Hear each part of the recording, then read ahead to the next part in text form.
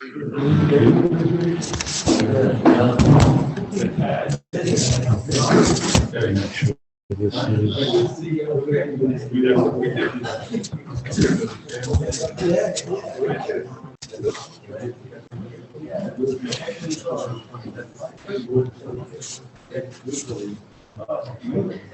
Erev Tov, everyone. Good evening.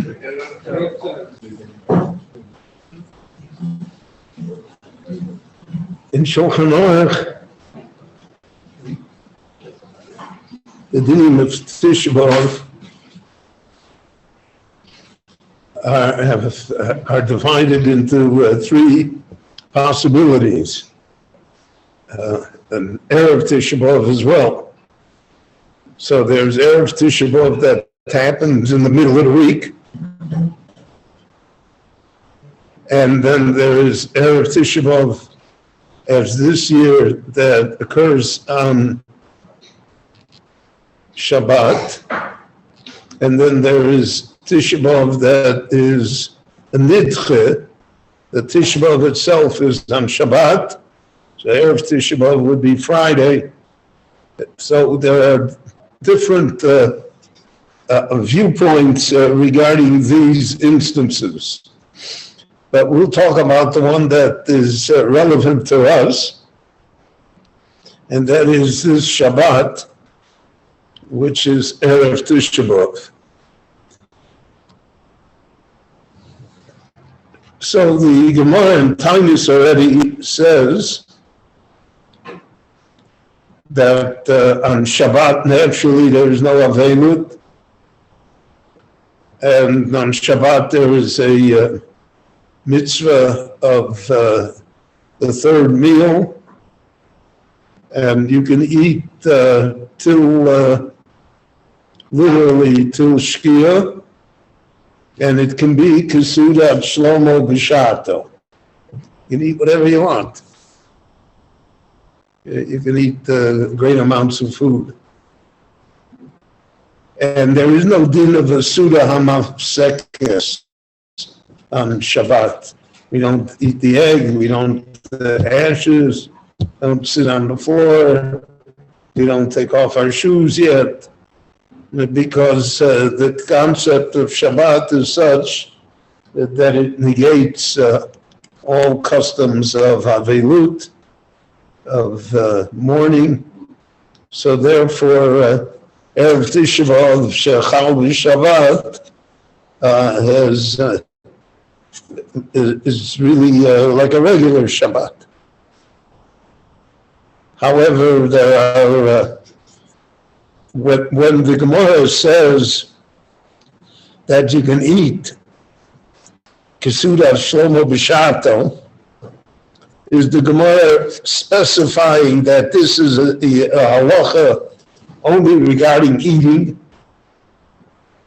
but that other types of behavior that should not occur Erev Tisha B'Av are still in force, or is Sudat Shlomo B'Shato an all-inclusive example that, so to speak, there's no Erev Tisha B'Av?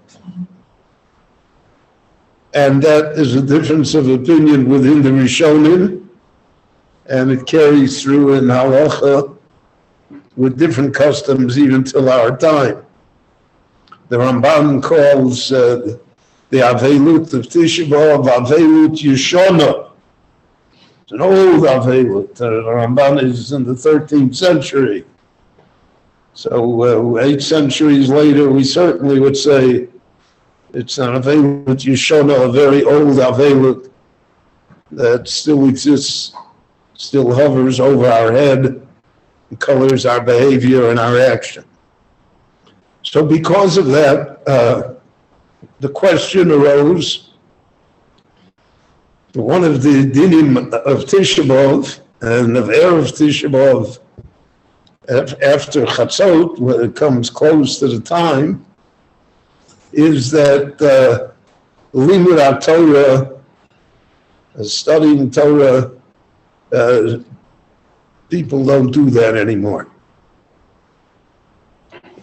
The Torah is Mesameches Leiv Odom, the Torah, whether we feel it or not, but the Torah brings a sense of joy to our souls.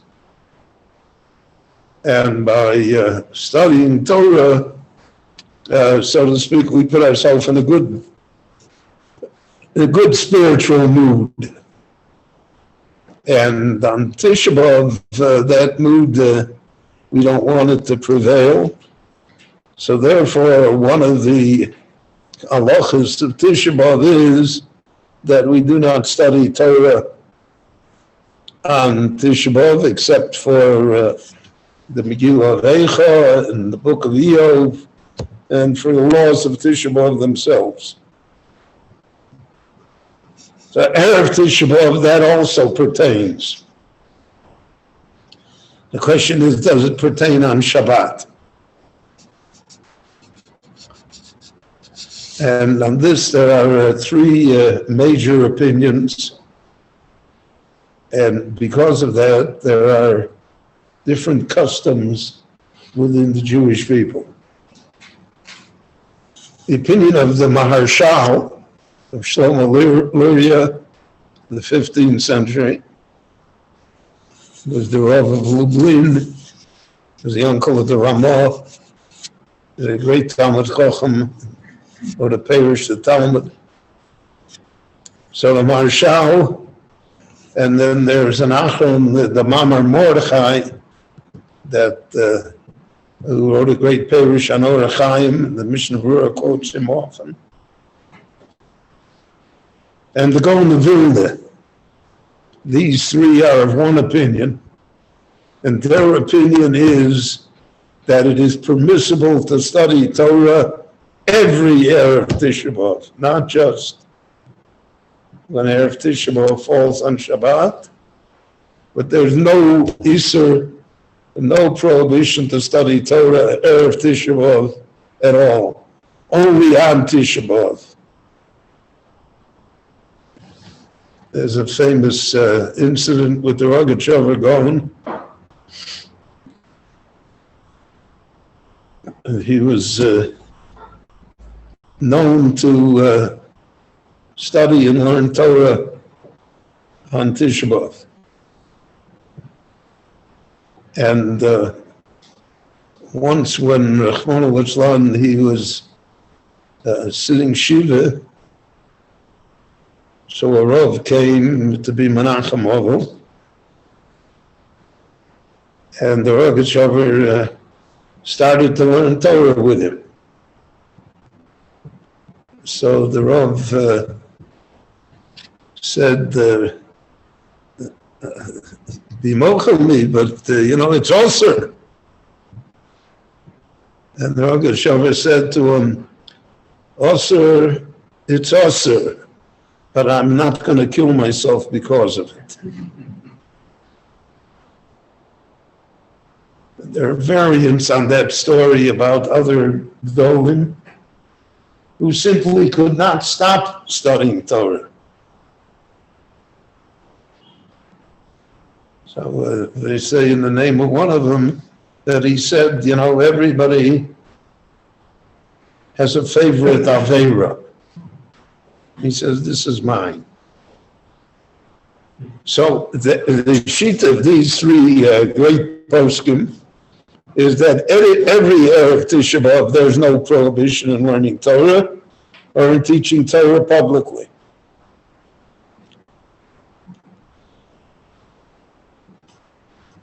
That's a minority opinion, even though you have the Gaon of Vilna and the Mamar Mordechai and the Maharshal that support it. Moreover, the poskim hold that there is a prohibition of studying Torah on Erev Tisha B'Av in the afternoon. So then the question arises, what about Shabbat?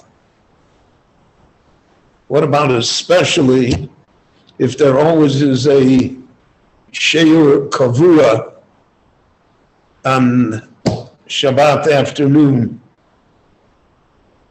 So if you're Mavatal, that Shiur Kavua, it looks like Avelus B'Faresia. It looks like you're doing a public act of Avelus, and a public act of Avelus is certainly also on Shabbos, so that therefore that should overrule the Isur of learning Torah on Erev Tisha B'Av. And there are many poskim who agree with that if it's a public, regular Shiur Kavua, so for instance, we have a Shiur in Pirkei Avos throughout the summer months, in Shabbos afternoon. For those of you who are unaware of that. So if we don't have the Shiur, so then people will say, how come? And it's Erev Tisha B'Av, and so that becomes a Velus B'Farhesia, and therefore it should be pursued. However, again, there is a preponderance of poskim. Mishnah Berurah brings both opinions, and he does not rule. There's a preponderance of opinion that Erev Tisha B'Av on Shabbos, there should not be a Shiur, even if the Shiur was a Shiur Kavua, and that's not considered Avelus B'Farhesia.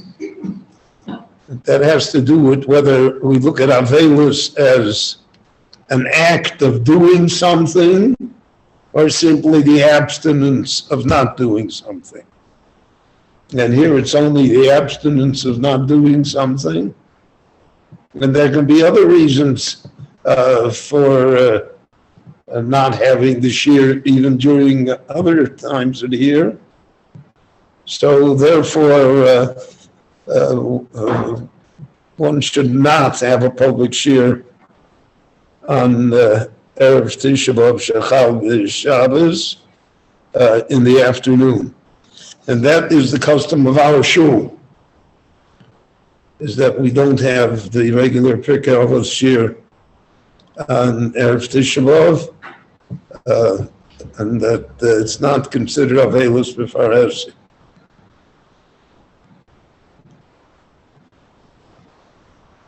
The same thing arose about Hachona, preparing for Tisha B'Av on Shabbos. So that also is forbidden. So you cannot wear your Tisha B'Av shoes on Shabbat. So either you bring them to shul before Shabbat, or there's an interim that's granted here of about at least a half hour, 40 minutes. So you can go home, and then you can prepare for Tisha B'Av. But it's not to be done on Shabbat. And naturally, the question of Havdalah. So we do not make Havdalah. Cannot drink the wine. So Havdalah will be made Sunday night. And you have to make Havdalah before you're allowed to eat.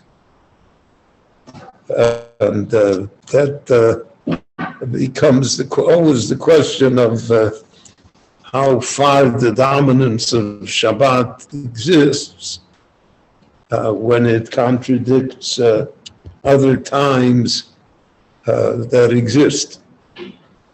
We have Lahavdil, but it's not a big Lahavdil because it's always the same in a day.